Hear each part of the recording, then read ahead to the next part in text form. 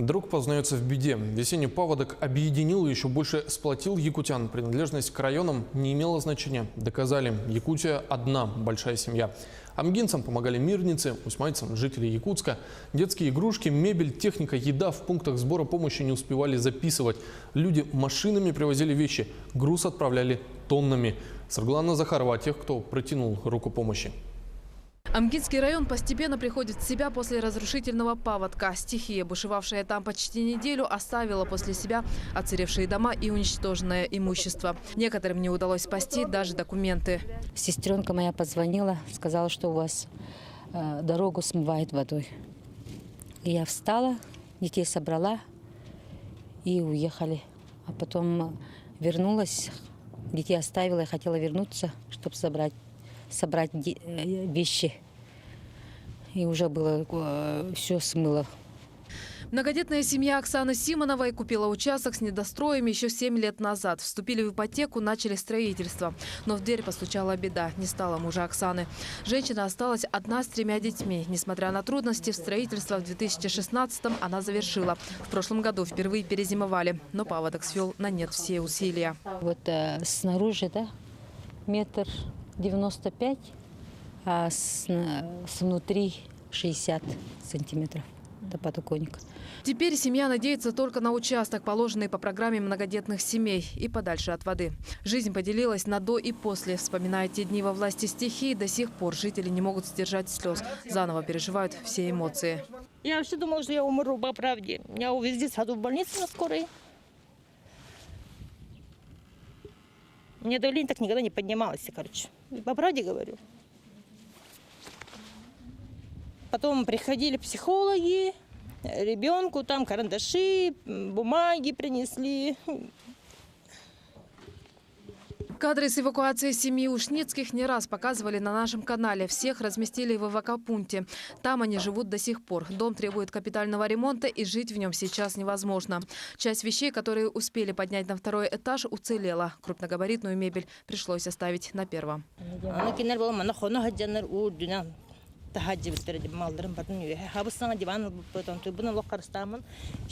Почти всю зарплату отдали Млади, чтобы не пропало.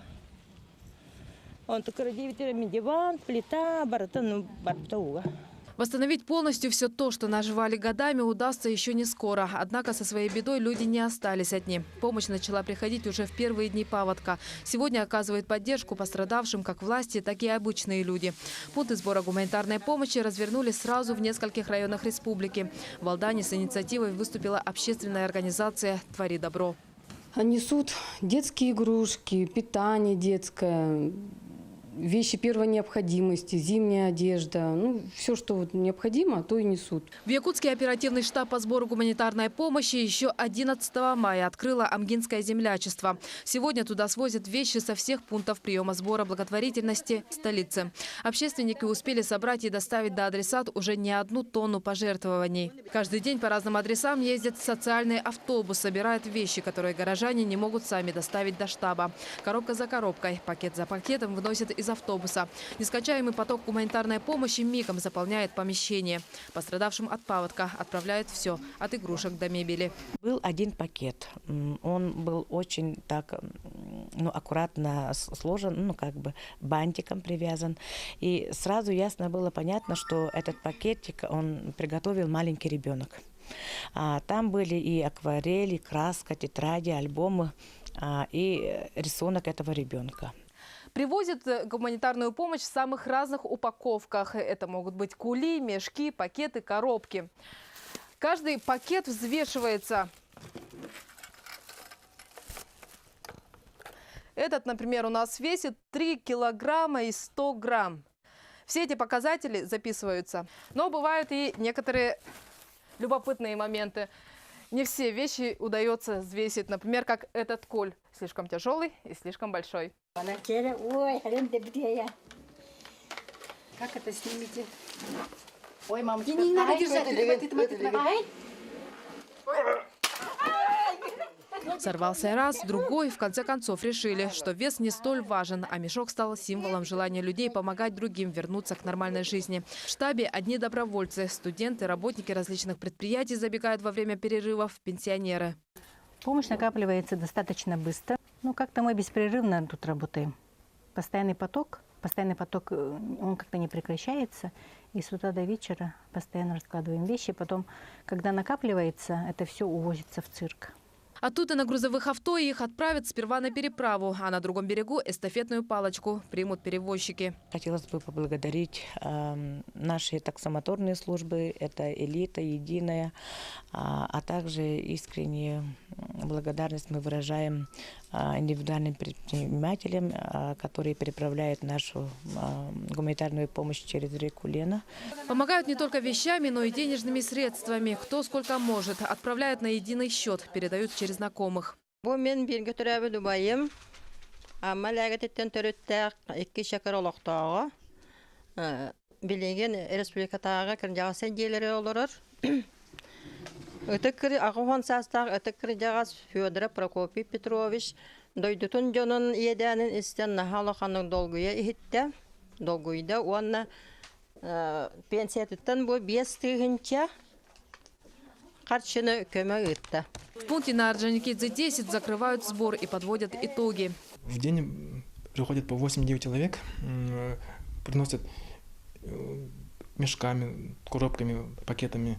Переходит в общий штаб на Короленко пункт сбора помощи для устьмайцев. Его в оперативном порядке в первые же сутки наводнение в селе Кюпце развернули на базе КФЭНа.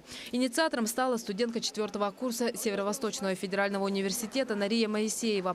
В родном поселке оставались ее родители. Связи с ними не было. О состоянии родных узнавала из сводок МЧС и новостей. Поддержали молодую девушку соотечественники, которые также не могли оставаться в стороне. Договорились с руководством учебного корпуса, развернули пункт, собрали и отправили в родной район гуманитарный груз весом в 1 тонну. С 14 по 15 мая мы собрали 45 единиц груза, то есть 1 тонну. И 16 мая уже вертолетом МЧС до Усьмаи был рейс. Пострадавшие районы Усьмайский, Татинский и Амгинский решили объединить силы. Сконцентрировались на базе Амгинского штаба. Естественно, мы, если объединим свои усилия, вот эти 3 района, которые сильно пострадали, то единственная наша сила – это вот наш девиз. Принимать гуманитарную помощь от населения будут до конца мая. Также в Якутске пройдут благотворительные акции и концерты. В скором времени в продажу поступят браслеты «Паводок в Якутии 2018. Мы с вами». Проект, который разработали активы 3 районов и предприниматели. Вырученные средства пойдут на благотворительность. Коробки с консервами, мешки с мукой, сухпайки и многое другое. В общей сложности 15 тонн груза везут на 3 машинах к вертолету. Загружают под завязку.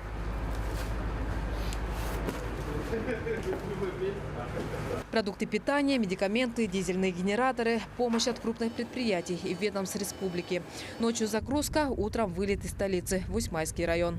Для того, чтобы быстро и за один раз доставить груз такого немалого объема, привлекли помощь из Дальневосточного управления МЧС города Хабаровска.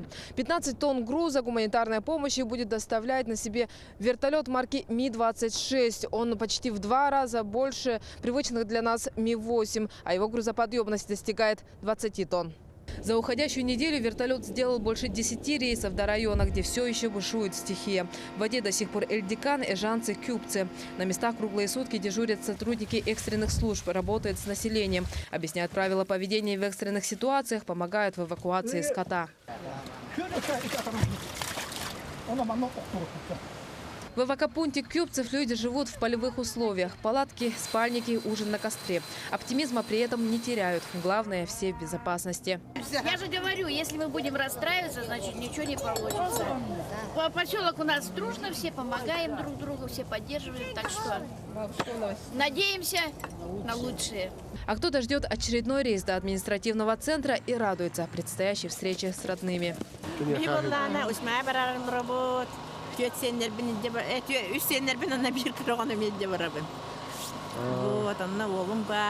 Помощь, собранную в столице, уже доставили до населенных пунктов. В первую очередь это продукты питания. Марина Ушницкая выкладывает на стол только что привезенные пакеты с продуктами. Оксана Симонова восстанавливает утраченные документы, решает вопрос о предоставлении земельного участка вне очереди. Я сама лично не ожидала огромной помощи будет.